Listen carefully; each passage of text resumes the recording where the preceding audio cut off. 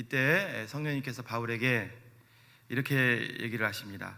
바울이 예루살렘에 들어가게 되면 각 성마다 환호와 박수가 그를 기다리는 것이 아니라 그를 향한 결박과 큰 환난이 그를 기다리고 있다고 말씀하십니다. 무슨 얘기냐면, 이래도 네가 내 뜻을 따라 예루살렘으로 갈 수 있겠느냐, 이렇게 말씀하시는 것입니다. 이때 바울은 우리가 아까 읽었던 24절 말씀에 내가 달려갈 길과 주 예수께 받은 사명 곧 하나님의 은혜의 복음을 증언하는 일을 마치려 하면은 나의 생명조차 조금도 귀한 것으로 여기지 않겠습니다 하고 즉시 단 1초의 망설임도 없이 예루살렘으로 향하는 것을 보게 됩니다.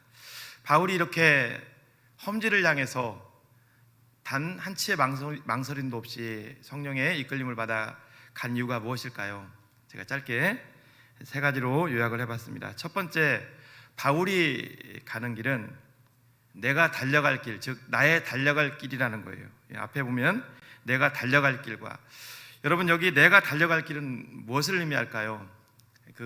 우리가 육상 경기를 보게 되면 선수들이 달려가야 되는, 처음에 출발할 때 각 트랙들이 있습니다. 자기가 달려가야 될 그 트랙, 즉 하나님께서는 바울에게 바울이 달려가야 될 트랙, 그 코스를 준비해 주셨고 그 길을 가야 된다는 것을 바울은 잘 알았다는 겁니다. 그래서 바울이 디모데후서 4장 6절에 보면 마지막 죽기 전에 남긴 말이 있어요. 나는 선한 싸움을 싸웠다. 나의 달려갈 길을 마치고 믿음을 지켰으니. 그렇습니다. 바울은 자기가 가야 될 길을 찾은 사람이고 그 길을 알고 그 길을 간 사람입니다. 그러므로 아무도 그의 앞길을 막을 수 없다는 거죠. 두 번째, 또 바울이 이런 인생 여정을 살았던 이유는 바로 주 예수께 받은 사명이 있기 때문입니다. 자, 24절을 또 앞에 보면 내가 달려갈 길과 주 예수께 받은 사명 곧 하나님의 은혜의 복음을 증언하는 일을 마치려 하면은, 그렇습니다. 여러분, 바울이 받은 사명은 내가 받은 사명이 아니에요. 내가 원해서 또 가는 것도 아닙니다. 바로 주 예수께 받은 사명이에요. 앞에 있는 주라는 단어가 중요한데요, 바로 예수님을 나의 주인으로 모신 자만이 할 수 있는 고백인 줄로 믿습니다. 바울의 주인은 주님이셨고 주님이 주인된 자로서 주님이 그에게 사명을 주셨기 때문에 그 사명을 그만하라고 할 때까지 하나님이 그만하라고 할 때 바울은 이 길을 간다는 거예요. 오늘 우리들도 마찬가지입니다. 여러분, 우리에게 하나님이 여러 사명들을 주셨습니다. 그 사명은 내가 감당을 하다가 내가 감당하기 싫다고 해서 내려놓아서도 안 되고 내가 또 감당하고 싶다고 원해서 더 감당할 수 있는 것도 아닙니다. 하나님이 우리에게 주신 사명이고 하나님이 그만하라고 하실 때까지 우리는 그 길을 가야 될 줄로 믿습니다. 마지막 세 번째, 바울이 또 이 길을 끝까지 달려간 이유는 바울이 들고 가는 것은 세상의 가치가 아니라 바로 복음이었기 때문입니다. 여러분, 바울은 복음을 알았고 또 마지막 죽는 순간까지 복음을 위해서 살다 간 사람입니다. 여러분, 복음이 뭘까요? 예수 그리스도의 십자가의 죽으심과 부활입니다. 여러분, 바울이 붙잡았던 그 복음은 이 세상에서 얻을 수 있는 가치가 아닙니다. 이 세상이 줄 수도 없는 거고요, 이 세상에서 우리가 찾는다고 해서 찾을 수도 없는 겁니다. 그것은 하나님만이 그의 아들 예수 그리스도를 통해서 우리 가운데 주신 것이 바로 복음인 줄로 믿습니다. 여러분, 복음만이 우리 영혼을 소생시킬 수 있을 줄로 믿습니다. 복음만이 이 세상의 진리고 복음을 붙잡은 자만이 가장 이 세상에서 최고로 복된 인생을 사는 자들이 삶인 줄로 믿습니다. 바울은 바로 이 세상이 줄 수 없는 복음을 알았고 그 복음만이 우리 영혼을 소생할 수 있다는, 우리 모든 죄로부터 우리가 해방될 수 있다는, 영원한 천국을 선물로 받을 수 있다는, 우리에게 천국과 영생과 영원한 것들이 예비되어 있다는 것을 알았기 때문에 그것을 전하는 일에 바울이 평생을 들인 줄로 믿습니다. 말씀을 마치겠습니다. 지난 금요일에 있었던 경기도 이천의 쿠팡 물류센터 화재 사건으로 아마 여러분들도 많이 보셨을 겁니다. 그 화재 사건에 들어갔던 한 소방관이 이틀 동안 못 나오다가 어제 보니까 시신으로 발견됐는데, 참 안타까웠던 것은 시신도 아니고 유해로 발견됐다는 소리를 들었습니다. 제가 유해가 뭔가 찾아봤더니 그냥 다 타가지고 뼈까지도 타가지고 이제 거의 재만 남은 거예요. 참 마음이 안타까웠습니다. 그 소방관이 그 참혹한 화재 현장에 인명을 구하러 들어갈 때 어떤 마음으로 들어갔을까? 좀 생각을 해보고 마음이 많이 무거웠습니다. 오늘 여러분, 바울도 마찬가지입니다. 바울이 참 위대했던 것은 알면서도 그 고난의 길을 걸어갔다는 거예요. 결박과 환난과 핍박이 있을 것을 알면서도 자원해서 그 길로 갔다는 겁니다. 사랑하는 여러분, 오늘 우리가 가고 있는 길은 바울이 가는 길입니다. 예수님과 동행하는 길이고, 바울이 붙들었던 그 십자가의 복음을 가지고 주님이 그만하라고 하실 때까지 그 길을 가는 것이 바로 성도의 삶인 줄로 믿습니다. 꼭 기억하십시오. 십자가가 없이는 장래 영광도 없을 것입니다. 우리는 예수님을 따르는 자들입니다. 우리가 가는 길에는 반드시 고난이 있습니다. 왜? 주님이 가신 길도 고난의 길이고 주님이 이끄시는 길도 고난의 길이기 때문입니다. 오늘 주님이 우리 가운데 그만하라고 할 때까지 하나님께서 우리에게 맡겨주신 이 생명의 복음, 은혜의 복음을 전하는 일에는 우리의 남은 생명조차도 귀한 것으로 여기지 않고 묵묵히 주님께서 맡겨준 사명을 감당하시는 저와 여러분들의 인생 되시기를 주님의 이름으로 축원을 드립니다. 하나님 아버지, 감사합니다. 오늘 다시 한번 우리 소명을, 우리 사명을 깨닫게 하시니 감사합니다.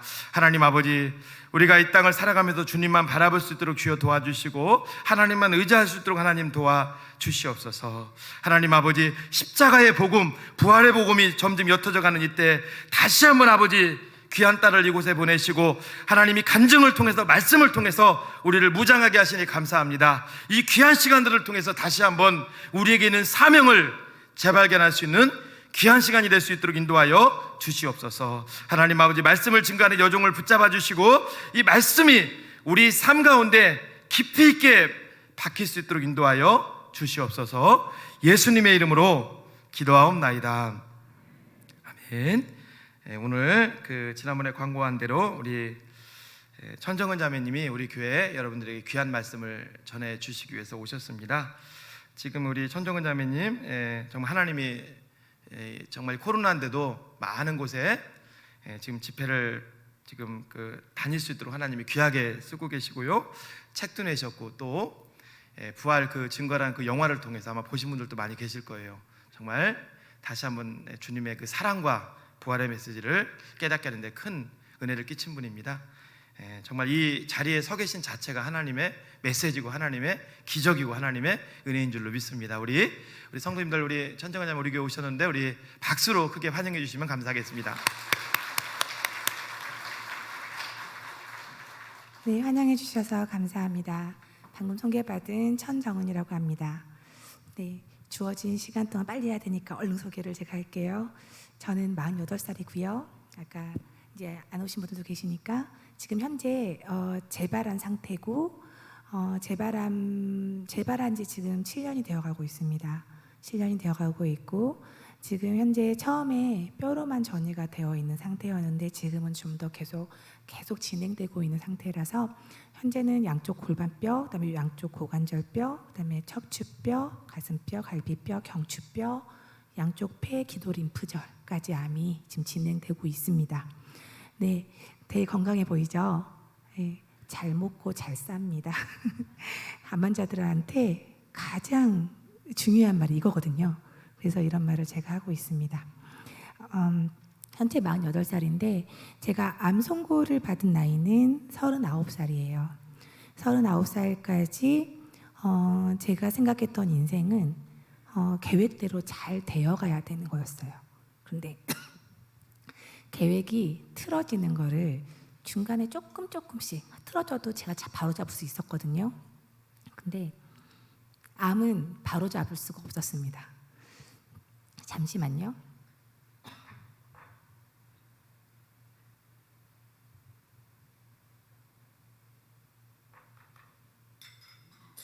네. 암을 바로 잡을 수 없었던 거는 왜 그랬냐면 제가 노력해서 할 수 있는 게 아니었어요. 몸에 암이 있고 당신이 시한부를 얼마 받습니다 얘기를 듣는다는 거는요, 제가 계획을 앞으로도 더 이상 세울 수 없고 지금까지 계획 세웠던 거는 아무 소용이 없어지는 거라는 말하고 똑같았습니다. 암에 걸린 것도 무서웠는데 계획이 사라지고 내 인생이 마감된다는 사실이 저를 굉장히 절망하게 만들었어요. 그 당시에 저는 암이라는 단어와 죽음이라는 단어에 대해서 굉장히 많은 고민을 하게 됐어요. 선생님이 정말 대형 병원을 계속 가는데 정말 여러분들이 들으면 다 알만한 병원에서 저를 못 고쳐주겠다는 거예요. 그냥 시도 자체를 할 수 있는 시기가 이미 지났대요. 암이 고칠 수 있는 시기가 있고 이제 시도해 볼 수 있는 시기가 있고 이런데 저는 고칠 수도 없고 시도할 시기가 이미 지난 상태, 그냥 죽음을 기다려야 된다는 상태를 받은 거예요. 그래도 일단 저희 가족들도 그거를 받아들일 수 없으니까 주위에 이제 지인의 도움으로 정말 저명하신 의사 선생님한테 가서 그 선생님도 뾰족한 수는 없지만 그냥 뭐 항암이란 치료가 있는데 그거라도 한번 해볼래? 이런 식으로 전 치료를 받게 됐어요. 항암이라는 게 뭔지도 모르고 시작을 하자마자 저희 몸에서 쇼크가 시작되고 부작용이 매일 시작되는 걸 겪었습니다. 항암에는 세 종류가 있어요. 독성항암, 표적항암, 면역항암. 독성항암이 여러분들이 상상하는 암 환자들이 괴로워하는 그 항암이에요. 그리고 말기암 환자들한테는 뭐 이 암은 괜찮대, 저 암은 괜찮대, 이 암은 너무 힘들대, 다들 이렇게 알고 계시지만 말기암들이 결국은 쓰는 약들은 거의 똑같아집니다. 그래서 그거를 저는 그냥도 아니고 독한 약을 2차씩 무조건 집어넣어야 된다고 하셨어요. 다른 사람들은 1차씩 가야 되는 거를 1차씩 분량 말고 2차의 분량을 한꺼번에. 그래서 어떤 일이 일어났냐면 젊었고 암이 발견됐지만 아직 병색이 없었던 저한테 바로 즉시로 그 자리에서 주사 쇼크를 당하는 그런 거를 겪게 됐어요. 그 주사는 제가 주사를 맞을 때마다 주사 쇼크가 왔어요. 그리고 이후에는 바로 이제 그 부작용을 겪게 됐는데요. 그 부작용은 드라마에서 보는 그런 괴로워 보이고 슬퍼 보이고 이런 거 플러스 굉장히 추접스럽고, 실은 그 괴로워하는 사람들, 배우들은 참 예쁘게도 괴로워하던데 그렇게 될 수가 있는 게 아니었어요. 정말 점점 처참해지고 몰골이 이상해지는 제가 받아들여지기가 너무 힘들더라고요. 처음에는 그래도 살아야겠다는 게 많이 강했는데 항암 몇 차 못 받고 바로 죽고 싶다라는 생각에 빠져들었어요. 이렇게 살아야 무엇하나. 그리고 내가 지금 1년의 세월을 이거를 계속하면서 이걸 견뎌내야 된다는 게 저한테는 너무 힘든 일이었어요. 그래서 죽고 싶다 하는데 그때 머릿속에서 생각나는 사람이 하나 있었어요. 예수 안 믿으면 지옥 가 하고 전도한 사람. 제가 그 언니한테는 저도 전도를 몇 번은 당해봤는데 그냥 되게 화가 나진 않았거든요. 그냥 짜증나긴 했지만 화까지 나진 않았는데 그 언니가 저한테 그거 할 땐 너무 화가 나는 거예요. 왜냐면 사람한테 대놓고 저주를 퍼붓는 것 같은 느낌이 들었거든요. 제가 지옥이 있다고 믿지도 않는 사람인데 지옥이 나쁜 거라는 건 알고 있으니까 나한테, 그리고 난 예수를 안 믿으니까 그러니까 난 대놓고 너 지옥 가 이렇게 얘기한 거 똑같은 거거든요.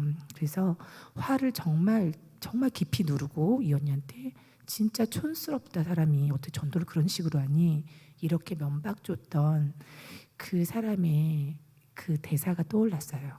왜냐하면 한참 괴로워서 이제 혼자 몸부림치면서 욕실에 가서 몰래 울 때 드라마하고 똑같이 일치되는 건 딱 그 장면이었던 것 같아요. 정말 몰래 울 장소를 찾아야 해요. 너무 힘들고 내가 너무 불쌍하고 눈물만 나오니까. 그 장소는 유일하게 화장실이었고 정말 드라마처럼 물을 막 틀어놓고 우는 거예요. 내 소리가 새어나가지 않게 하기 위해서. 그렇게 울고 한바탕 울고 주님이 뭐 하나님이 살아계신지 모르겠지만 살아계시면 나 좀 지금 죽여주시면 안 될까요? 이렇게 하는데 그 언니가 연락이 왔어요. 그래서 언니가 저한테 기도를 해준다는 거예요. 저도 모르게 방금 정말 세상에 가장 저주하고 싶은 그 하나님을 찾아놓았더니 이 언니가 바로 전화 온 게 좀 약간 연결이 되더라고요. 그래서 하나님 찾으니까 이 언니가 왜 연락이 왔지? 이런 생각이 들어서 저도 모르게 약해져가지고 기도해 주라고 부탁을 한 거예요. 다만 혼자 기도하라고 했는데 이 언니는 다음날 저한테 자기 교인들한테 싹 소문내서 그 기도소를 저한테 들려줬어요. 중보기도라는 거를 하고 있다는 이 사람들의 음성을 듣는 순간 저는 더 비참해졌어요. 나를 불쌍하다고 부르시는 그 외침이 고마운 게 아니라 내 처지가 왜 이렇게 됐는지 모르겠다는 생각이 더 들었거든요. 그래서 언니가 너무 원망스러웠고 다시는 언니한테 내 상황을 알리지 않으리라 정말 이렇게 꽁해진 마음이 들었는데, 그 다음 날부터 어떤 일이 일어나냐면은 제가 항암 부작용 때문에 밖에를 못 나갔거든요. 집에서도 거의 기어다니시피 하고, 사람이 정말 비참했던 거는 구토가 나오는데 저기까지는 갈 시간을 벌 것 같은데 이미 나오고 있는 거 줄줄 흘리고 있는 막 이런 거에 대해서 되게 비참했는데, 그 모든 부작용들이 하나도 없이 사라져 버린 거예요. 그게 저한테는 되게 살겠다라면서 이런 마음이 드는 건 잠시였고 두려움으로 이어졌어요. 왜 이런 일이 일어났지? 하필이면 기도를 하고 있었던 타이밍부터 일어난 이 일들이 저한테는 기쁜 게 아니라 너무 두려운 거예요. 왜냐하면 저의 정체성은 정확하게 안티 크리스천이었거든요. 기독교를 믿고 싶지 않아요가 아니라 기독교는 개독교고 다 없어져야 될 종교고 이런 사람 중에 제가 있었어요. 그리고 기독교인들은 상종하지 말아야 돼 이러면서 제가 친구를 사귈 때도 차라리 불교는 뒀어도 정말 그런 마음을 가졌던 사람이라, 하필이면 그렇게 부정하고 싶고 내 생각이 맞아야 되는데 뭔가 틀려지는 게 불안한 거죠. 일단은 살겠는데 지옥 간다는 그 말이 떠오르니까 제가 한 며칠은 계속 괴로운 삶을 살게 되더라고요.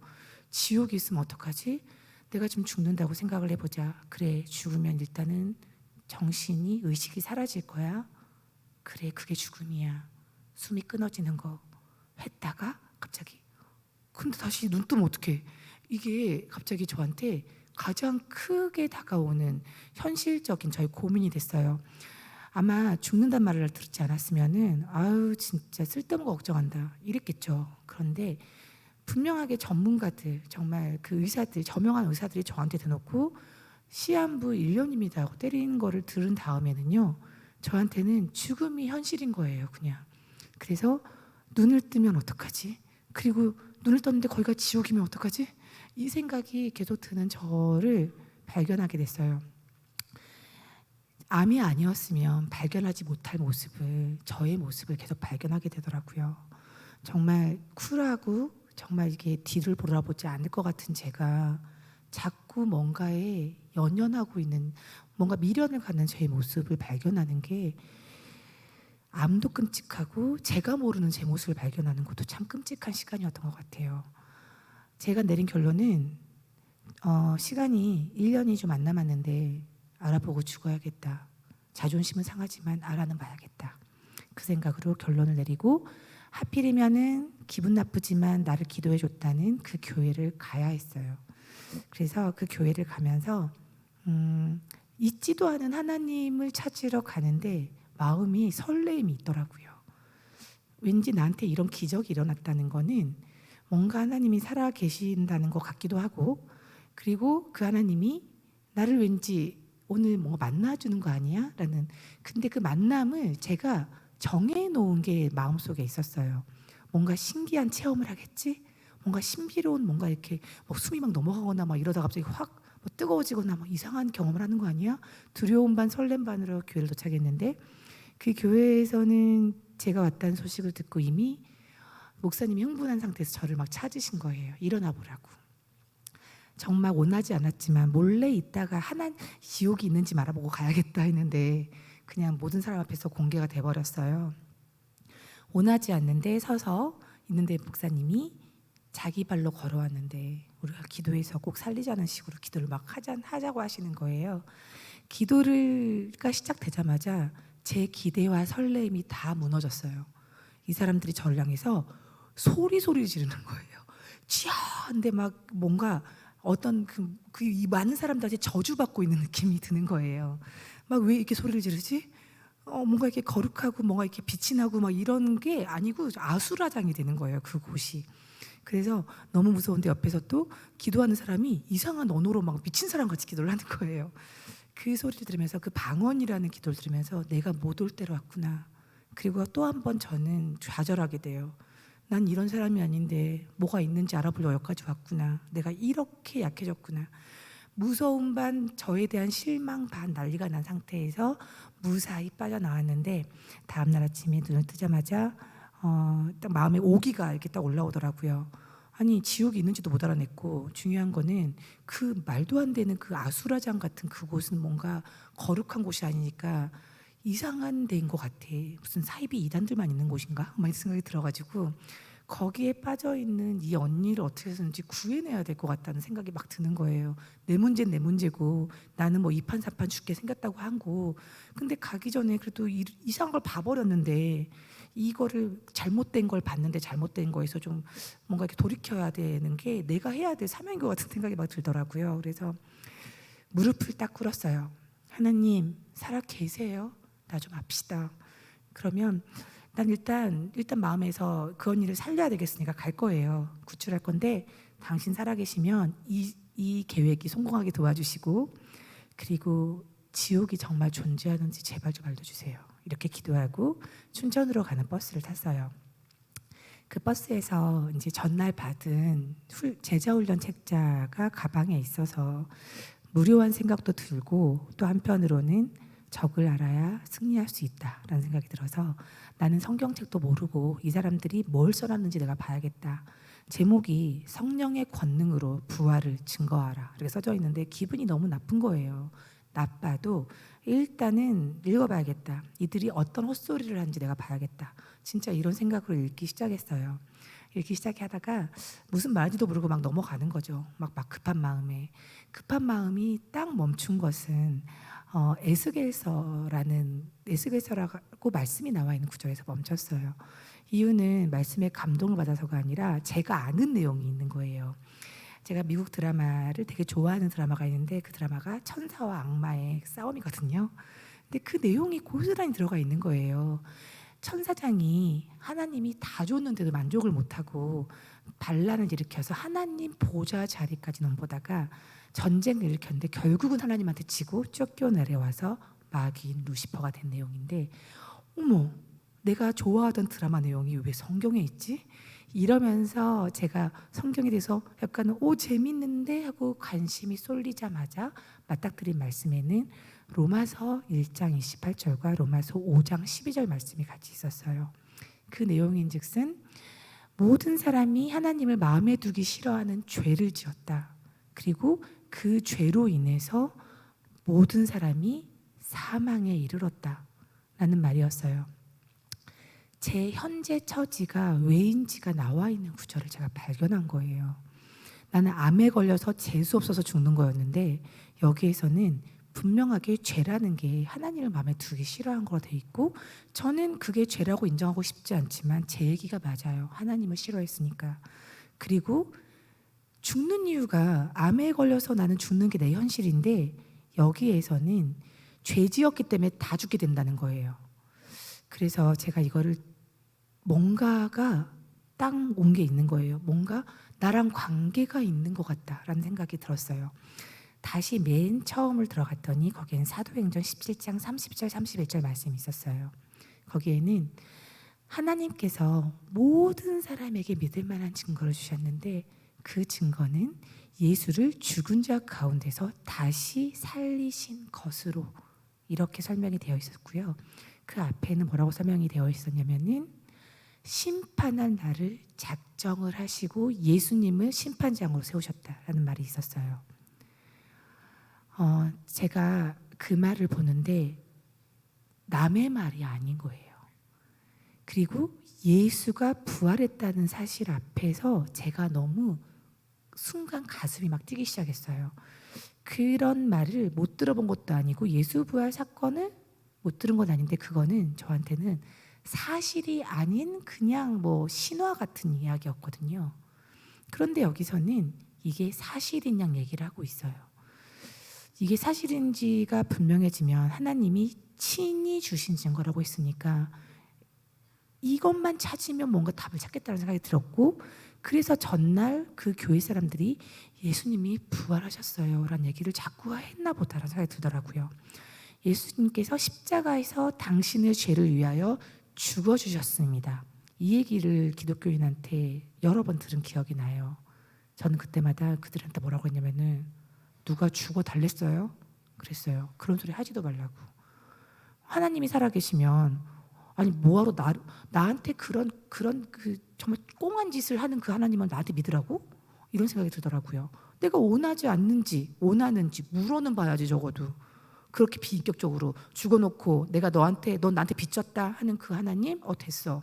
제 마음엔 이랬는데 부활은 터무니없는 얘기였어요. 그냥. 그런데 부활한 사건이 주님이 주신 증거면 찾아내야 되겠더라고요.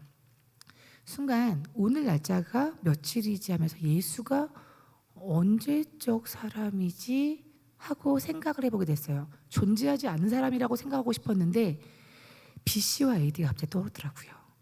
BC와 AD는 제가 깊이 생각해보지 않고 그냥 기원전 기원하고 넘어갔던 날짜의 그 기준인데 그 기준이 Before Christ로 거리가 딱 갔어요. 예수잖아, 크라이스트가. 이게 딱 되면서 왜 나는 BC와 AD의 기준이 예수인 거를 알고 있었다는 걸 놓쳤지? 라는 생각이 들더라고요. 40년 동안 한 번도 그걸 중요하게 생각해 본 적이 없고 그냥 내가 살아오고 있는 날짜야 했는데 아무리 생각해봐도 이게 너무 놀라운 거예요. 왜 지구촌 모든 사람들이 예수는 더군다나 우리나라 사람도 아니고 이스라엘 사람인데 만약에 굳이 살아있다고 치면 7존이마라고 쳐도 근데 왜 이 이스라엘에 존재했다는 이 사람이 뭔데 지구촌 모든 사람이 이 사람의 그 생일과 이 사람이 태어난 것 관계에서 그냥 모든 사람이 통용하는 그 날짜의 기준으로 삼았을까? 이게 말이 안 되더라고요. 왜냐하면 너무너무나 중요한 일을 많이 한 역사적 인물들이 많지만 그들이 이 시간의 주인공이 된 적은 없거든요. 왜? 하고 이제 생각해서 예수가 부활한 거 아니야? 진짜로? 하고 생각하면서 이제 부활을 뒤져보기 시작했어요. 예수의 부활을 찾더니 두산백과에 정확하게 나와 있더라고요. 몇 년도 사람인지까지. 중요한 거는 태어난 애가 있는데 사망한 애가 없어요. 그리고 거기에는 많은 사람들이 예수님 부활했다는 주장들이 엄청 많은 자료들이 있고 그 다음에 제 마음을 끌었던 자료는 다른 게 아니라 예수가 부활한 게 사실이 아니다 라고 찾은 사람들의 흔적이었어요. 저는 그게 꼭 맞아야 되겠다는 생각이 들었거든요. 그거를 집중적으로 파헤쳤는데요. 거기에는 2000년대를 거슬리면서 많은 역사학자와 지식인들과 과학자들이 예수가 부활했겠어? 사실이 아니야 라는 거를 처음에 두고 그 목적으로 부활 사건을 파헤치다가 결국은 다 실패로 끝났다는 내용이었어요. 지금까지 한 사람도 예수가 부활한 게 정말 결단코 사실이 아니다 라고 밝혀낸 거를 성공한 사람이 없는 거예요. 제가 거기서 되게 이성적으로 판단을 하게 됐어요. 역사학자, 지식인들, 과학자 이 사람들이 나보다 당연히 똑똑할 거고 자기 분야에서 굉장히 그거를 뒤졌는데 이들이 밝혀내지 못한 거를 나는 밝혀낼 수 있을까? 결코 못하겠구나. 그렇다면 사실이 아니다라고 밝혀내지 못했다는 거는 결국은 사실이구나라고 받아들여야 되는 반증이다. 우리가 어렸을 때부터 너무 많이 배웠던 강한 부정은 강한 긍정이다. 이게 떠오르면서 내가 믿기 싫은 거지 이거는 사실이 맞구나라고 인정을 하게 됐어요. 내 마음이 싫었던 거가 인정이 되더라고요. 기독교가 싫고 하나님이 싫었기 때문에 지금 이 내 처지는 믿지도 않았지만 다 하나님 탓이고 그가 살아계신다면 그가 나한테 뭔가 굉장히 큰 실수를 했고 그랬는데 내가 놓친 거는 전능자가 살아있다는 거가 사실일 거라고 믿고 싶지 않았더니 절대 안 믿고 싶어. 지옥이 없어야 돼. 이거가 정확하게 보여서 제가 그 자리에서 네가 싫은 거였구나. 이건 사실인데 제가 고집 부린 걸 내려놔야 된다는 걸 그 자리에서 깨닫게 되더라고요. 찾아야 했어요. 내가 어떻게 해야 되는지. 그 말씀에는 성경 말씀으로 계속 연결이 돼 있었는데요. 저는 신이라는 존재는 논리적이나 이성적으로 만나는 존재가 아니라 뭔가 불가사의한 일, 신비로운 경험을 통해서 만나야 되는 존재라고 생각했기 때문에 논리적인 말이 있을 거라 생각하지 않았는데 그다음부터 계속 찾는 이 성경 말씀은 너무나도 논리적이었어요. 예수가 부활을 한 게 사실이구나 인정하고 나서부터 보는 그 말씀은 그랬기 때문에 어떻게 해야 되고 그랬기 때문에 지금 내가 뭘 착각했고 이런 걸 나와 있었어요. 정확하게 예수가 부활한 게 사실이기 때문에 그 다음에 나왔던 그 말씀에는 회개하고 복음을 믿어라. 회개를 해야 되는데 기독교인들이 그렇게 외쳤던 회개하라는 그 기분 나쁘고 니네가 뭘 알아 했고 제가 반항했던 그 말이 여기서는 제가 겸허하게 회개해야 될 게 뭔지 알아야겠다가 되더라고요. 회개해야 될 게 뭔지 알아야 되는데 회개해야 될 죄에 대해서 정확하게 그 다음에는 요한복음 16장 9절로 연결을 해줬어요. 저희가 나를 믿지 않는 게 죄라고 나와 있더라고요. 그리고 저희가 나를 믿지 않는 게 죄라고 했던 그 주체는 정확하게 예수였어요. 하나님을 마음에 두기 싫어하는 게 죄라고 했던 하나님을 생각했는데 갑자기 예수가 부활한 다음에 한 말은 예수가 부활한 다음에 그게 사실인 다음에 한 말은 예수가 나를 믿어야 된다고 얘기하는 거예요. 그 말은 다시 사도행전 17장 30절 말씀으로 연결되더라고요. 심판할 나를 작정하신 하나님께서 심판장으로 세우신 게 예수님. 그래서 예수를 믿어야 되는 게 너무너무 정확해지는 거예요. 이 논리적인 모든 말씀 앞에서 제가 너무 놀란 거예요. 40년 동안 난 어쩌면 알려고도 하지 않았을까. 알아만 봤어도 이걸 발견했을 텐데 저한테 놀라고 하나님한테 놀라면서 계속 읽어가는 말에서는 회개하고 복음을 믿어야 되고 그 회개할 때는 죄는 예수를 믿지 않는 죄였고 믿지 않는 죄는 정확하게 더 들어갔더니 주인으로 믿지 않는 거였어요. 주 예수 그리스도라고 한 이유가 그 주가 주인이구나. 실은 믿는다는 거는 굉장히 포괄적으로 우리가 쓸 수 있잖아요. 예수님도 사람들이 하나님 믿어요? 믿어요. 믿어주지 뭐. 인정하는 것과 정말 믿는다는 거는 실은 관계를 한다는 거잖아요. 관계를 하기 위해서는 예수님을 주인으로 초청해야 된다는 거였어요. 저는 그 자리에서 내가 뭘 해야 될지가 정확하게 말씀에 써져 있더라고요. 거기에는 로마서 10장 9절 말씀을 통해서 입술로는 예수를 주로 시인하고 마음으로는 하나님의 능력으로 예수님을 부활시킨 것을 믿어야 한다. 정확하게 그래야만 구원을 얻으리라 이렇게 써져 있는 거예요. 구원의 약속이 이거였어요. 그리고 나서 찾은 말씀은 또 예수님 입장의 말씀이 있었어요. 죽은 자와 산 자의 주가 되려 이 땅에 오셨다는 말씀이 로마서 14장 9절에 있었어요. 그 말인즉슨 죽은 자와 산 자 하다 보니까 죽은 자와 산 자 모든 사람의 주가 되려고 오신 거예요. 그러면 나는 하나님이 살아계신다는 게 인정을 한 순간부터는 하나님의 말씀에 무조건 따라야 되는 존재라는 게 됐고 그리고 하나님이 살아계시다는 건 무슨 말이냐면은 지옥이 너무나도 분명히 있고 천국도 있고 그리고 내가 피조물이라는 거 이게 정확하게 나오더라고요.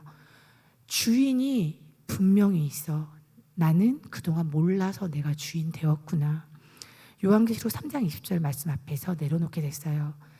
문 밖에 서서 내가 두드리노니 마음의 문을 열어주면 너의 마음을 열어주면 내가 들어가겠다. 이분이 하나님 살아계시면 내가 알아야 나도 느껴질 텐데 왜 당신만 느껴져요? 하고 비아냥거렸던 저한테 너무 인격적으로 나는 네가 열어줄 때까지 기다리면서 노크만 할 거야 하신 예수님의 모습이 보였어요. 그 순간 그분이 내 인생의 40년 동안 얼마나 많은 노크를 했는지 떠오르더라고요.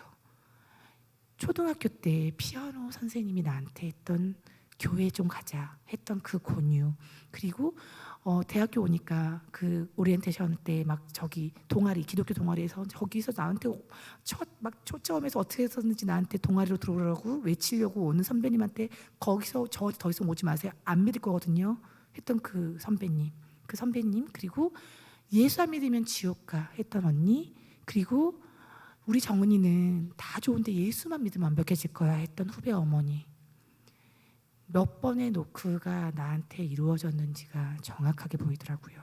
그 노크에 한 번도 거절하지 않았고 제가 쫓아내버렸는데 이 노크를 마지막으로 붙잡아야 된다는 게 알겠더라고요.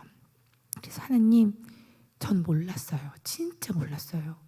예수님이 살아나셨다는 게 사실일 거라고 생각을 해본 적이 없고 내가 주인인 게 잘못됐다는 생각을 한 번도 해본 적이 없어요. 이제 알았으니 주인 자리에서 내려오겠습니다. 지금 이 시간부터 제 몸과 제 마음과 제 머리의 주인이 되어주세요. 그리고 제 안에서 나가지 말아주세요. 전 이제 주인 자리에서 내려오겠습니다. 감사합니다. 고백을 마치자마자 온 마음에 평강이 찾아오는 거예요. 그 순간 나를 짓누르던 암 때문에 모든 걸 짓눌렀던 슬픔과 절망과 고통이 다 떠나가는 게 느껴졌어요. 내게 아니구나.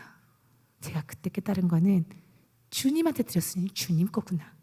그래서 이 느껴지는 것 같은 이거는 내가 착각하는 거구나 라는 거를 정확하게 알게 되고 마음이 홀가분해지더라고요. 정말 도망가고 싶었던 그 모든 거에서 그냥 이 고백 하나로 내 몸에서 떠나갔다는 게 그냥 믿어졌어요.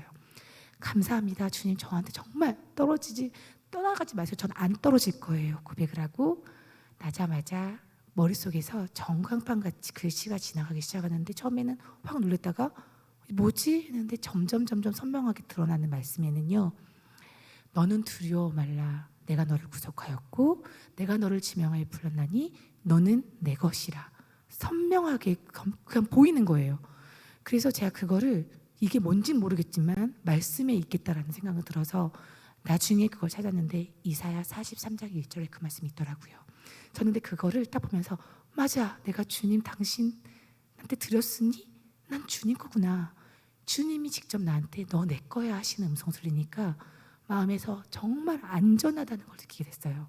교회 도착하자마자 어저께 저를 위해서 기도해 준 게 아니라 저한테 저주를 퍼부었다고 생각했던 그 사람들 머리에서 하얀색 빛이 다 올라가 있는 거예요. 하나도 이상하지 않았어요. 주인을 바꿨다는 확신이 드니까 그 현상들이 너무 당연하게 보이더라고요.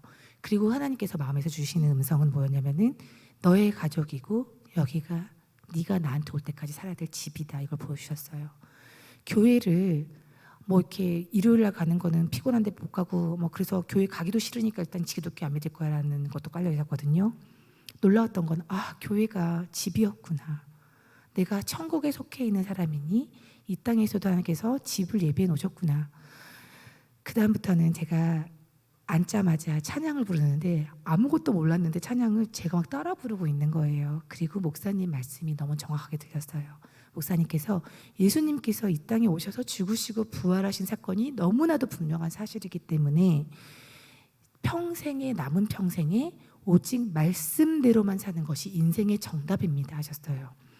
인생의 정답이 제 생각대로 갈 때는 절대 없었거든요. 이렇게 하면 되겠지, 이렇게 하면 더 유익이야, 이 선택을 해야지 지금 너무 좋은 거야 하고 갔던 길을 다 따라와서 살아봤는데 결론은 말기암으로 맞이했던 저한테 정답이 나한테 있는 게 아니라 말씀에 있다는 걸 정확하게 알려주셨어요. 그래서 그날부터 기쁘게 말씀을 찾아가기 시작했어요. 예수님이 주인이라고 생각을 하고 그러니까 좀 어렵겠지만 주님 도와주세요 하고 읽기 시작했는데 제가 고백하자마자 저 안에 들어오신 성령님께서 읽어주시더라고요. 그 말씀은요, 어렵거나 복잡하거나 이게 뭐야 하는 말이 아니라 하나님 아버지가 저한테 주신 메시지였어요. 정나 이 땅에서 이렇게 힘들 거니까 요렇게 마음 지키고 나한테 와 하는 말이었거든요. 그 가운데 내 안에서 같이 함께 해주시는 그 예수님이 계속 느껴졌어요. 살아계시다는 게 막연한 일이 아니라 확실하게 돼버리니까. 왜? 부활한 게 역사 속에 박혀 있잖아요. 역사 속에 있는 그 사실을, 그러니까 내 눈앞에 보이는 게 사실이 아니고 보이지 않는 게 사실이라는 게 정확하게 오더라고요. 그래서 예수님이 분명히 부활하셔서 살아계시니까 지금 내 소리를 다 듣고 계시는구나. 그 다음부터는 기뻤다가도 어쩔 때는 약간은 긴장이 되기도 하고 이런 상황이 됐어요. 예수님, 제가 지금 눈에 안 보이지만 여기 계시는 거죠. 나 뭐예요? 이런 식으로 대화를 하면서 하루하루 화장실은 좀 안 따라오시면 안 될까요? 막 이런 식으로 대화를 하다가 매일 교회를 가고 매일 말씀을 읽고 매일 주님이 어떻게 생겼는지 그리워하면서 밤잠을 설치는 가운데 제가 암 환자로서의 본분을 잊어져가게 되더라고요. 해야 할 일이 너무 많았거든요. 암 환자의 신분에서는 나쁜 거 먹으면 안 되고 암세포한테 저기 이렇게 먹이가 되는 음식도 피해야 돼서 골라 먹어가면서 시간 맞춰서 먹어야 되고, 그리고 토가 나올 수 있으니까 어디든지 막 이렇게 안고 있어야 되고, 뭐 이런 제 생활이 교회에 가느라 너무 바빠져가지고 그냥 이게 자연스럽게 끊어지게 되는 거예요. 근데 좋은 걸 못 먹고 잘 못 먹었는데 제가 이제 죽는다는 걸 아니까 저는 제가 먹을 필요가 없다는 것도 알게 됐어요. 내가 먹으면 뭐 이게 주님 몸인데 주님이 알아서 영양분도 섭취하시겠지. 나는 내 집에 가는 거에 신경 쓰고 주님과 대화하는 거에 신경 쓸 거야. 그냥 주님한테 좋은 말로 미쳐서 사랑에 빠지면 미치잖아요. 그 사람만 생각하고 안 먹어도 배부르고 제가 그 상태가 되는 거예요. 어느 날 갑자기 말씀에서 그런 말도 있더라고요. 독을 마셔도 해를 입지 아니하며. 그 말을 보고 내가 좋은 걸 굳이 먹을 필요가 없구나. 하긴 내 몸이 아니니까 괜찮지. 그러면서 그냥 아무렇거나 그냥 길거리 음식도 먹기 시작했어요. 다시. 그러면서 잘은 먹지 못하고 토도 하고 하지만 교회에 가면 난 내 집에 가면 안전해 하고 교회를 가면 모든 나쁜 증상들이 떠나가는 걸 경험을 했어요.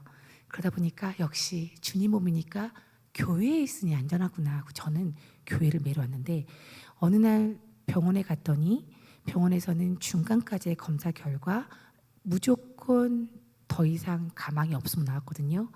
마지막 희망이라고 했던 그 항암이, 그 독한 항암이 암이 이겨버렸어요. 그래서 암이 더 커져버린 상태가 돼가지고 선생님이 이제 가망이 없고 이제 준비해야 된다라는 말을 중간에 하셨는데, 이후에 예수님을 만나고 이제 정말 마지막 결과, 마지막 남은 이제 항암의 결과를 들으면서 선생님한테 이제 병원에 올 필요 없다 이런 말을 들으러 간 날이었어요.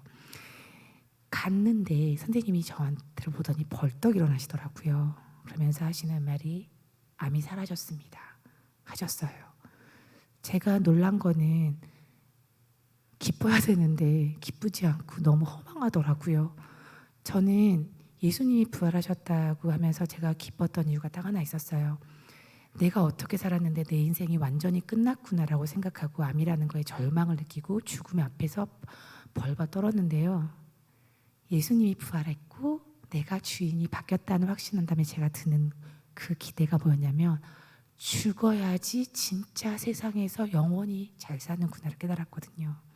그래서 죽어야 산다는 게 깨달아지니까 저의 죽음이 더 이상 저를 절망으로 만들지 아니하고 지금까지 이렇게 살지 말 걸 후회했던 것들도 다 괜찮아지고 진짜 세상에서 더 잘 살 수 있다는 희망이 더 있었어요.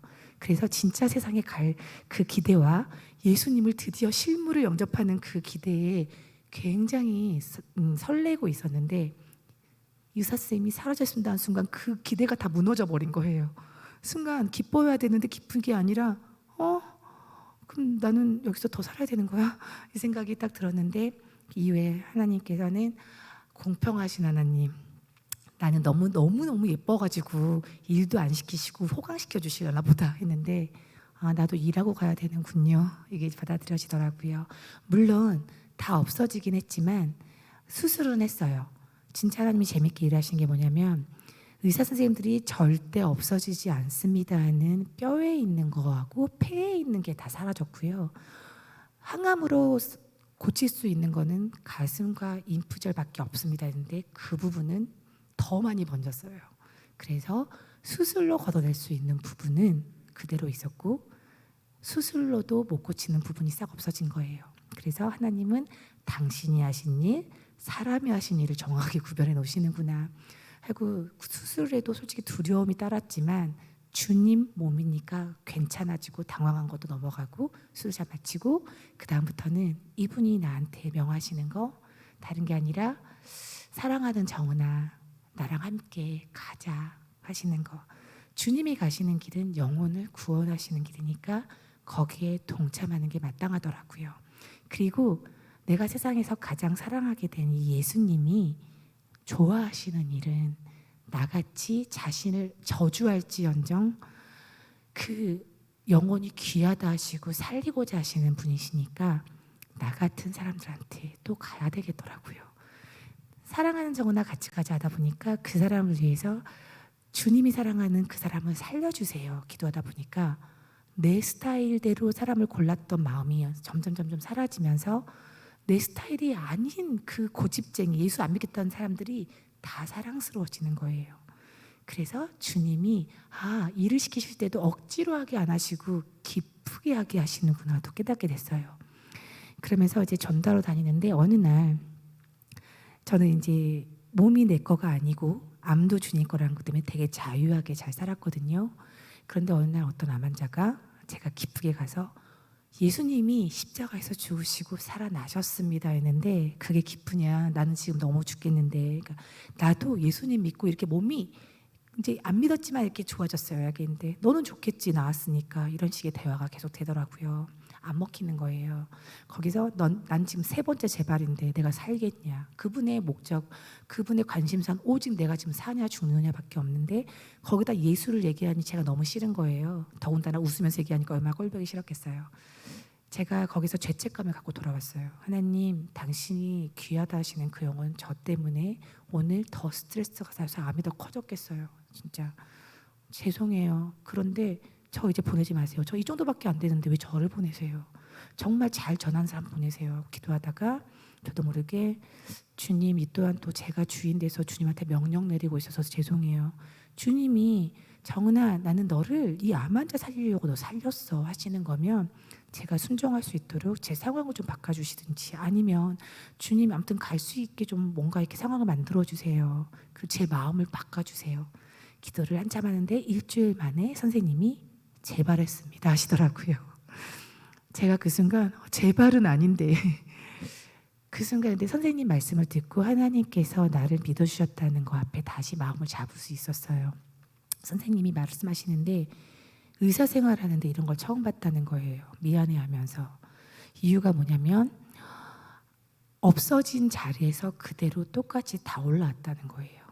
원래 이럴 수가 없다는 표현을 자꾸 쓰시더라고요. 보통은 암이 없어진 자리가 아니라 만약에 거기서 남았어도 다른 자리, 다른 데에 이제 전이가 되거나 이렇게 재발이 되는데 나는 사진에서 잠깐 사라졌다가 나타난 것 같은 그렇게 똑같이 올라왔다고 하면서 이런 걸 처음 봐서 자기가 어떻게 치료해야 될지 모르겠고 진통제밖에 처방을 못 해주겠다는 얘기를 하시더라고요. 거기서 저는 이런 걸 처음 봤다고가 하나님이 저희한테 제가 일주일 내내 엎드렸던 기도 응답이라고 받게 됐어요. 그러면 하나님께서는 이걸 왜 내가 원하지도 않는 암을 다시 주셨을까? 하나님께서는 나를 믿어주셨구나. 제가 주님 만나고 첫 번째 암 고백이 뭐였냐면은 암을 주셔서 감사합니다 했어요. 전 그때는 하나님이 주셨다고 그냥 생각을 했던 것 같아요. 하나님이 나쁜 걸 주실 리가 없다는 걸 나중에 알았지만 왜냐하면 저를 보니까 제가 예수님을 만나고 나서 저에 대해서 암을 만나고 나서 제가 몰랐던 저를 발견했고 예수님 만나고 나서 정확한 저의 모습을 다 알게 됐거든요. 저는 암이 아니었으면 예수님을 절대 찾아볼 사람이 아니었더라고요. 제가 그래서 암 걸려서 다행이다. 안 그랬으면 평생 모르고 있다가 지옥 갈 뻔했어. 이게 저의 고백이었거든요. 그래서 암은 선물이었어. 이제 보니까 저주가 아니야. 이렇게 생각을 해가지고 그런 고백을 주님이 다 들으셨을 텐데 하나님께서 나를 믿어주셨구나. 한 번 선물이 어떻게 두 번째는 저주가 되겠습니까? 하나님, 첫 번째 암도 감사하고 두 번째 암도 감사합니다. 첫 번째 암은 내가 주인 돼서 받은 건 알지만 두 번째 암은 주님의 메시지로 받겠습니다 하고 그 길로 다시 암 환자 달려가기 시작했어요. 암 환자한테 가서 서는데 달라진 게 있어요. 마음이 미안하지가 않더라고요. 왜냐하면 이 사람보다 제가 지금 더 중해져 버렸거든요, 병이. 그래서 당당하게 나도 몸에 암이 있어요. 못 고친대요. 못 걷게 된대요. 뭐 이러면서 얘기를 하기 시작한 거예요. 저는 그때만 해도 제가 되게 겸손하게 전하고 있다고 생각을 했는데 얼마 후에 제가 통증을 만나게 됐어요. 사람들한테 다시 전도하는데 너무 기뻤는데요. 어느 날 밤에 갑자기 준비도 안 된 상태에서 찾아온 통증은 저를 되게 놀라게 만들었어요. 되게 겸손해지더라고요, 순간. 왜냐하면 암 부작용 같은 거, 항암 부작용 겪으면서 이 정도 고통을 이겨냈으니 난 뭐든지 이겨내겠다. 진짜 이런 자부심도 있었던 것 같아요. 그런데 암 통증을 겪은 그날 이런 고통은 세상에 있을 수가 있을까 하는 고통이었어요. 부작용이 그 순간 되게 귀여운 상황이 된 거예요. 부작용 정도는 아무것도 아닌 게 암 통증이더라고요. 그 순간 온몸에서 전해오는 그 뼈에 대한 통증이 저를 다시 무섭게 만들고 그 두려운 감정에 온 신경을 다 뺏겨버리게 만들었어요. 머릿속에서 선생님이 저한테 주었던 주의사항밖에 안 남는 거예요. 20분 이상 걸으면 큰일 나요. 산에 가면 자살행위예요. 걸어가다가 지금 골반에 있는 거 지금 부러지기 직전이니까 조심해요. 대퇴부에 있는 거 잘못하면 대동맥 찌를 것 같아요. 즉사할 수 있어요. 너무 무시무시한 말을 저한테 많이 했거든요. 그 말만 제 머리를 지배하고 있는 거예요. 그 순간 나 지금 죽는 건가? 좀 이따가 뭐 이게 부서지겠지. 이렇게 아프다는 건 난 곧 죽는 거야. 제가 그때 아프다는 걸 집중하면서 예수님, 예수는 나의 주 이러는데 비참한 거예요. 예수는 나의 주는 입술로만 하고 있지 마음으로는 나 좀 어떻게 해봐요 주님, 나 좀 살려내요, 나 좀 어떻게 이것 좀 뼈 좀 어떻게 고요 이거밖에 없는 거예요. 갑자기 막 요구를 하고 주님한테 주님 제가 주님 뜻 따르겠습니다 했던 제 모습이 없어진 거예요. 그 순간 제가 기도를 한참 하다가 그렇게 막 찾다가 부르짖다가 제가 정리를 하기 시작했어요. 너무 아픈데 주님 오늘만 저를 살려주세요. 제가 너무 주인이에요. 이 상태에서 주님 못 봐요. 오늘만 살려주세요. 내일 데려가세요. 제가 내일까지만 해도 어떻게 좀 해볼게요. 이런 게 너무 처음이라 어떻게 할지 모르겠어요. 기도를 하고 아침이 됐는데요. 날이 밝으니까 고통이 좀 줄어들더라고요. 그래서 괜찮나 하고 일어나 봤는데 못 걸어버린 거예요. 다리를 아예 땅에 닿을 수가 없는 거예요. 너무 아파서 아, 이 다리는 이제 못 쓰게 됐구나. 완전히 굳어져 가는 다리를 붙잡고 병원에 전화해서 나 지금 큰일 났다고 이러면서 비참한 마음으로 캐리어에다 짐을 싸기 시작했어요. 마침 그때가 교회 수련회 기간이었거든요. 교회 가서 죽던지 하자. 그런데 병원은 갔다 가야겠다. 정말 이게 순식간에 제 믿음이 다 온데간데 없이 사라져서 그냥 일반인의 마음으로 병원을 캐리어에다가 이렇게 한 발 다리를 하나 못 쓰는 사람들이 어떻게 사는지 처음으로 몸에 느끼게 되는데요. 뼈가 울리니까 한 발로 뛰지도 못하는 거예요. 부러질까 봐. 그래서 다리를 캐리어를 이렇게 끌고 하나를 질질 끌고 또 하나를 이렇게 넣고 다리를 질질 끌고 이런 식으로 해서 정말 오랜 시간이 걸려서 콜택시를 불러서 병원에 도착을 했어요. 선생님이 지금부터 누워만 있어야 된다고 하시더라고요. 저는 선생님한테 절대 지금 교회 가야겠다. 말도 안 되는 대치상을 하다가 선생님께서 그럼 대신에 교회에 가서 혹시라도 교회 가게 되면은 누워서 기도들 누워서 드려라. 이걸 약속을 받고 제가 병원에서 풀려나서 이제 교회를 가게 돼요. 진통제를 지어준 손을 이렇게 드는데 고민이 되더라고요. 이걸 먹으면 진짜 안 아플까? 그러는데 제가 교회 가서 너무나 많은 기적을 체험했기 때문에 교회 가는 길에 먹을 수가 없겠더라고요. 통증을 참고 하나님께서 분명히 무슨 메시지가 있을 거야. 그러면서 이걸 쥐고 갔어요. 도착했는데 눈물밖에 나오지 않죠. 제 처지가 또 다시 불쌍해지더라고요. 나는 이제 장애인이 되는 건가? 죽는 거 아니면? 이 생각 빠져 있는데 목사님이 제 상황을 알리지도 않았는데 갑자기 모든 사람들한테 제 얘기를 하시면서 이 자매 재발했는데 살려달라고 기도하자고 또 하시는 거예요. 저는 그때 또 하나님이 나의 약해진 마음을 만져주시는구나 하고 너무 감사해요. 주님 감사합니다. 난 정말 기도를 너무 받고 싶었어요 하고 이렇게 기도 감사합니다 감사합니다 하다가 제 머리를 강타하는 게 있었어요. 너는 왜 그래? 이런 생각이 들더라고요. 예수님이 부활하셔서 괜찮다며. 너 어저께 암 환자한테 그렇게 얘기했어. 제 현주소가 딱 보이는 거예요. 문제가 없습니다. 주님 앞에서. 제가 이런 말 제일 많이 했거든요. 문제인 것 같은 거지 주님만 돌려드리면 더 이상 문제가 아닙니다. 그랬는데 예수님 부활하셨거든요. 이랬는데 제가 이 문제는 다르잖아요. 완전히 위선에 쩌든 저의 모습을 발견한 거예요. 제가 생각해도 제가 너무 짜증나더라고요. 내가 하나님이면 진짜 짜증나겠다. 좀만 힘들면은 나 무릎 살아 주님 막 던져버리는 제가 너무 싫은 거예요. 근데 무서우니까 이걸 어떻게 할 수가 없어요. 주님 제가 이 정도밖에 안 돼요. 너무 죄송해요. 저 때문에 얼마나 쪽팔리셨어요 하고 막 울면서 기도하다가 갑자기 내가 왜 이렇게 됐지? 하고 생각하다 보니까 뭐 때문에 그런지를 찾아야겠더라고요. 가슴 속을 계속 들여다봤어요. 뭐가 문제니? 하고 들어가 봤더니 죽는 게 무섭지 않아요. 그럼 너가 지금 벌벌 떠는 문제가 뭘까 생각을 해봤더니 솔직히 들추고 싶지 않았던, 무의식 중에 감추고 싶었던 그 제 속마음은요, 못 걸으면 안 돼, 이게 너무 강하더라고요. 주님을 전하는데 전하고 갈 거야. 그런데 못 걸으면 안 되지. 아파도 괜찮아, 죽어도 괜찮은데 못 걷는 건 안 돼. 헉, 내가 어떻게 장애인으로 남은 인생을 살겠어? 이게 제 중심이었어요. 장애인이 되면 누가 나를 휠체어로 옮겨야 되고, 나를 막 갔다가 뭐 이렇게 화장실도 혼자 못 가고, 난 그렇게 비참하게는 못 살아. 이게 제 마음의 울림이었어요. 주님 앞에서, 주님, 전 이 정도밖에 안 돼요. 저는 예수님을 전할 자격도 있는 사람도 아니었어요. 이렇게 이중적인 모습으로 주님을 전했어요. 너무 죄송해요. 제가 지금 가장 두려운 게 뭔지 떨리는 마음으로 고백을 드립니다. 왜냐하면 이걸 고백 들으자마자 이걸 감수해야 될 거라는 생각이 딱 들더라고요. 주님, 저는 못 걷는 게 제일 무서워요. 장애인은 못 하겠어요. 그런데 주님, 제가 놓친 게 하나 뭔지 알겠어요. 장애인으로 이 땅에서 몇 년을 살건 아니면 몇 초를 살건 몇 시간을 살건 저는 죽을 거고, 죽은 다음에는 걷는 몸으로 다시 태어날 거고, 그 몸은 예수님이 누가복음 24장에서 오셨던 그 몸, 벽을 통과하고 빛나고 먹기도 하는 그 몸, 그 몸으로 제가 똑같이 부활할 거를 알고 있는데, 무조건 해피엔딩인데 제가 살고 있는 이 시간 동안에 이거는 겪으면 안 되죠 했더니 얍실한 마음, 주님 너무 죄송합니다. 저 같은 사람 때문에 제 입술 통해서 사람들이 다 망했겠어요. 진짜 이런 고백을 드리게 됐어요. 주님, 준비됐어요. 전 지금 못 걷는 거 솔직히 지금도 겁이 나고, 이게 오래 사는 거 더 겁이 나는데요, 지금 저한테 제가 제일 두려워하는 그걸 행해 주세요. 저같이 비겁한 애는 그런 자세에서 주님을 그래도 기쁘게 전하기 위해서 애써야 돼요. 이렇게 고백을 드렸어요.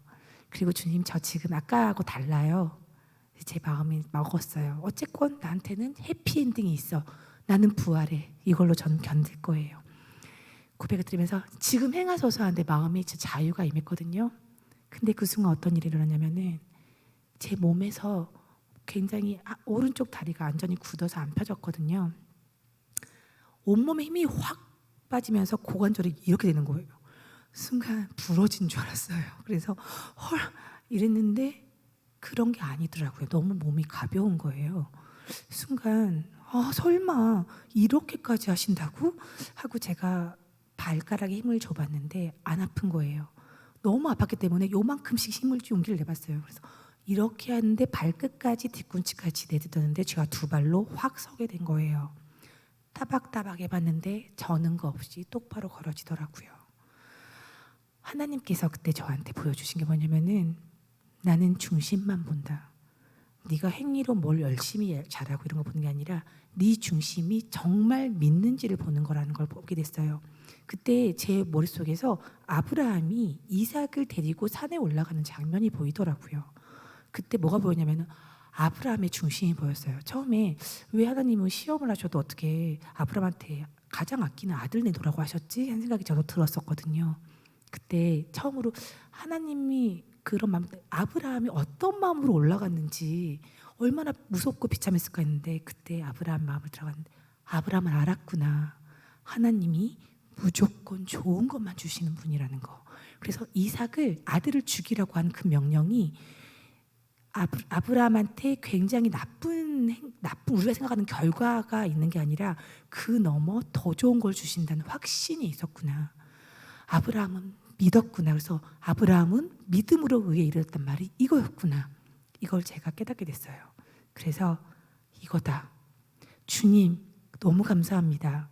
저는 이제 못 걸어도 된다는 걸 알았어요. 어차피 짧은 시간. 잠깐 정은아 이 땅에 있는데 이때는 네가 이런 일을 잠깐 겪을 수 있겠니? 이런 일을 겪을 수 있겠니? 그럼 예스 하겠습니다가 바로 나오더라고요. 그 다음부터 밤마다 오는 통증이 무섭지 않았어요. 통증은 오는데 무섭지 않더라고요. 너무 아픈데 두려움이 빠지니까 할 만한 싸움이 되더라고요. 주님, 제가 내일 당신을 위해서 어떤 영혼한테 가는지 알지 않습니까? 잠은 재워주세요. 제가 나가면 안 되잖아요. 성령님이 나가셔야 되는데 잠 못 자면 제가 나가요. 이렇게 막 양탈 부리다가도 하나님 감사합니다. 이 고통도 감사합니다. 이러다가 싸우다가 어느 날 갑자기 하나님은 야고보서에 보면 시험을 당하지도 아니하시고 시험을 하지도 아니하신다는 분인데 나한테 이걸로 시험하실 리가 없잖아 라는 생각이 들었고, 그리고 왜 밤마다 더 심하지 고통이? 그리고 희한해, 암 환자들이 영접을 하러 가는 날 그 발걸음을 꼭 통증이 있어. 이상하다. 이거 악한 영이 시험하나 보다.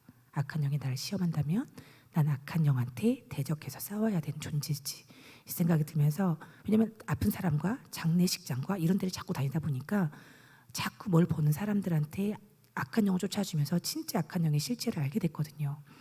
이 악한 영이 나한테는 안 올 거라고 생각했던 게 착각이었구나. 나한테도 올 수 있지. 왜냐하면 암이 여기저기 있는데 거기가 아프니까 당연히 잘못할 거야 라는 생각을 내가 할 수 있겠구나. 아니, 당연히를 빼자. 주님 만난 다음부터 이 세상에서 당연한 것들은 다 당연한 게 아니었잖아. 그래서 그 다음부터는 밤에 통증이 오면 주님, 이게 악한 영이 저를 함부로 시험하는 거나 속이는 거면 제가 싸워서 이겨내겠습니다. 주님 도와주세요. 하고 이제 밤에 잠에 드는데 또 통증이 오기 시작하니까 그때는 제가 정신을 번쩍 차리고 떠나가라 소리를 치기 시작했어요. 너네가 나를 아무리 속이려고 해도 나를 속일 수 없어. 왜? 내 가슴 들여다봐. 예수님 보여? 그랬거든요. 나는 예수님이 주인이야. 바꿨거든. 너희들이 아무리 아닐 거라고 나한테 속여도 난 속지 않아. 너네가 이제 도망가야 될 타이밍이야. 예수님이 계시니까. 그렇게 외치고 싸웠는데요. 순간 머리끝부터 발끝까지 뭐가 휙 빠져나간 느낌이 들더라고요. 그때부터 통증이 당연한 게 아니구나. 악한 영이 끝까지 우리를 시험하고 속이는 거구나.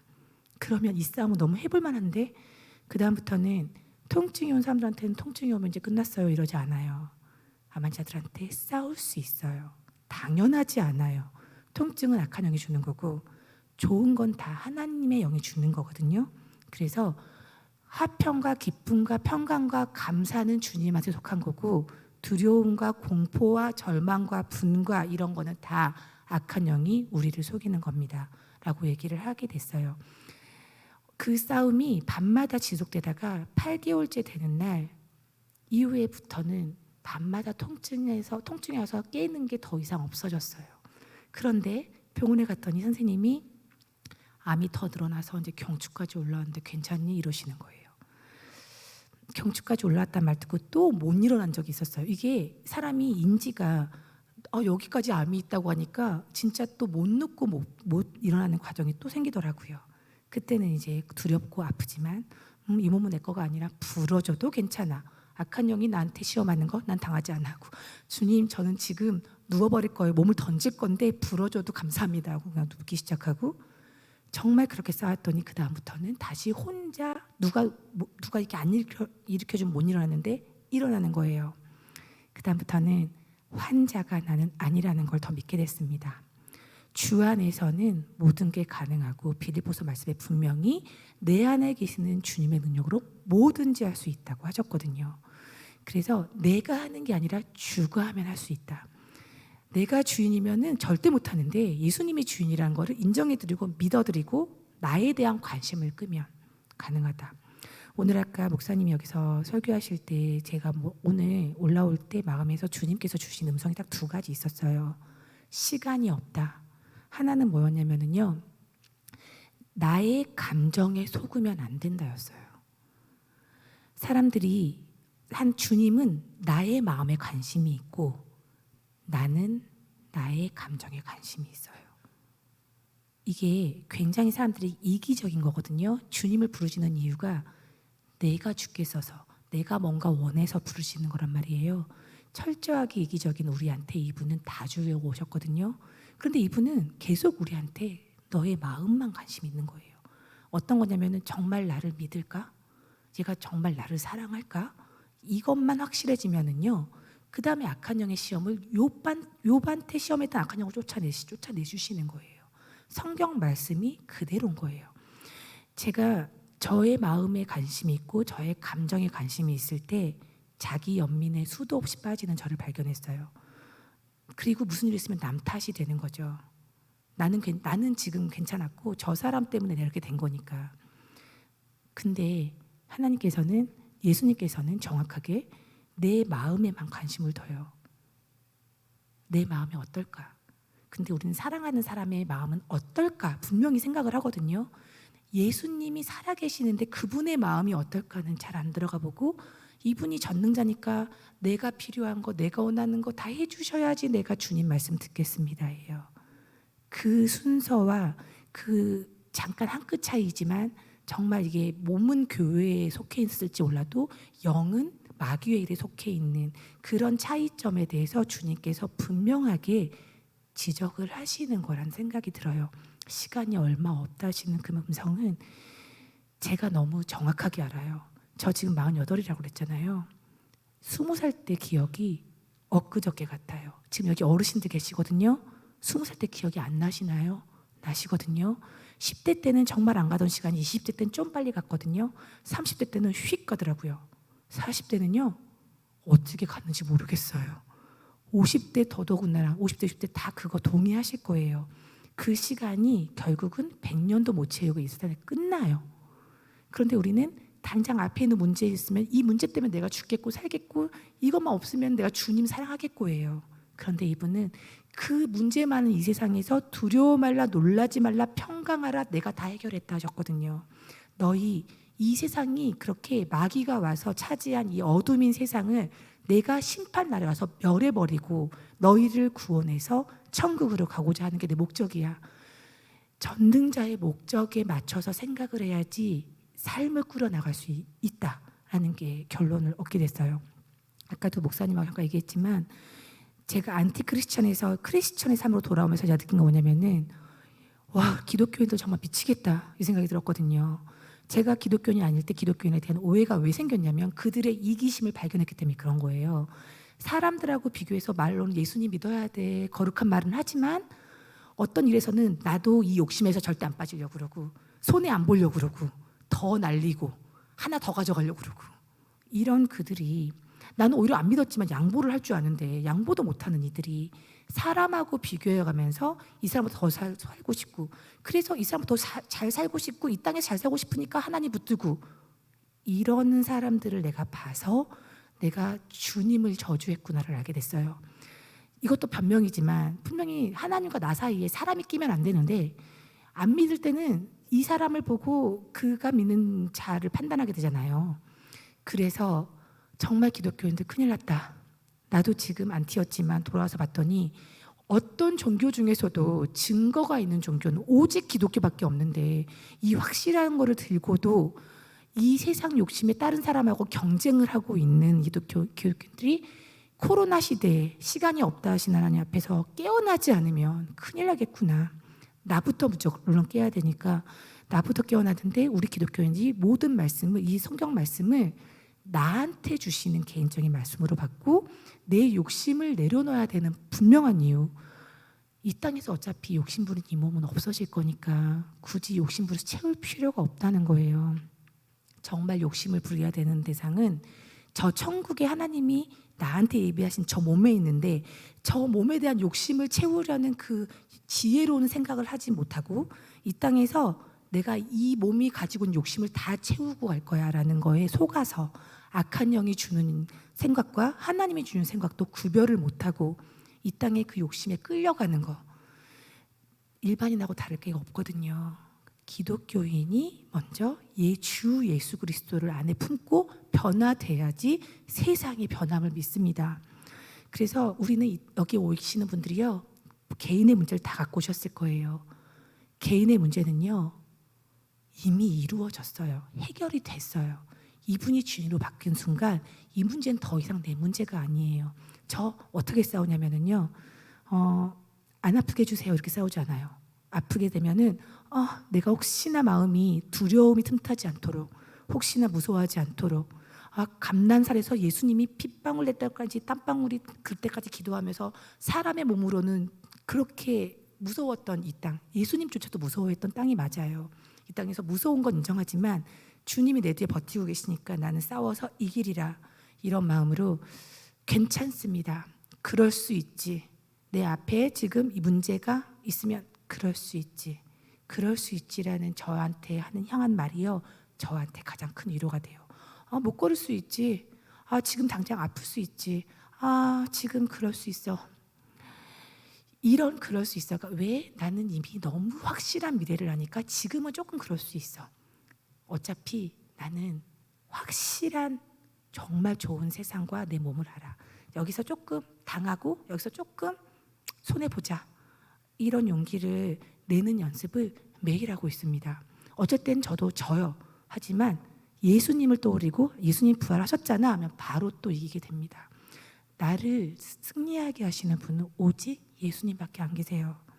그분이 내 안에 있다는 확신이 되면은 어떤 어려운 가운데서도 딴 사람보다 더 올라가는 게 아니라 마음이 평강할 수 있어요.